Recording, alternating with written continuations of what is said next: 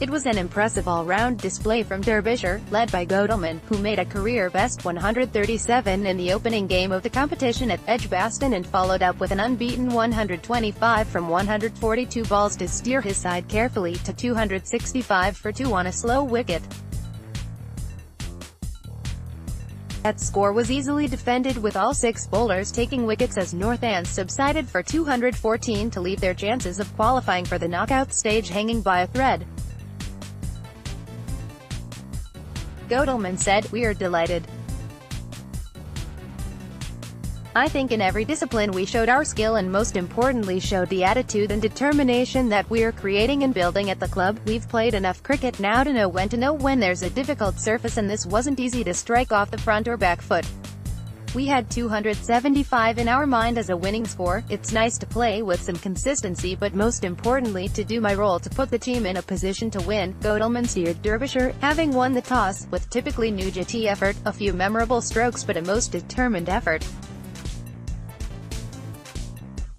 He got going with a flashing cover drive off Ben Sanderson, struck another boundary past mid-off and made a fierce pull backward of square as Derbyshire finished the power play on 37 for 0. Boundaries were at a premium, but he swung Josh Cobb over mid-wicket before bursting the hands of short fine leg for his 9th 4, to move to 98 before raising his 3rd list day century in 127 balls. His opening partnership of 182 with Ben Slater was the record first wicket stand in this fixture. Slater, fresh from his century against Yorkshire on Wednesday, began his innings with 2 firm pulls but otherwise was content to run the bowling around and build the partnership. He swept Graham White for 4 and pulled Cobb over midw wicket. A leg side flick off Nathan Buck raised his 6th list day 50 in 78 balls with 5 fours. He then switch-hit Rob Keogh to the backward point fence but completely missed a full toss from the same bowler and was clean bowled for 94. Northamptonshire head coach David Ripley said, "In the power play we were tidy but we had nothing in the wickets column, and that's been a theme, not being able to get among the opposition early. I thought it was an over par score, but if we started well, it wasn't a ginormous score, but we limped out of the power play and then needed something special from someone, and I was never confident we were going to threaten the target." Northants' chase, as was the case in the previous match against Durham, was in early trouble.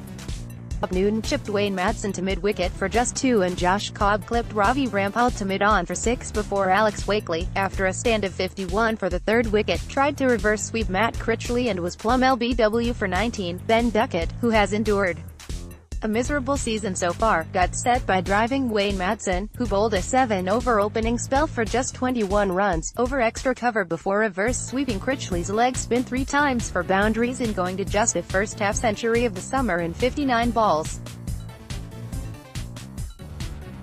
Duckett and Adam Rossington shared a partnership of 53 for the 4th wicket before Duckett lifted Alex Hughes into the hands of long on to fall for 57, and Rossington, having reached a 4-2 at his 40, swung at Duane Olivier and lost his leg stump.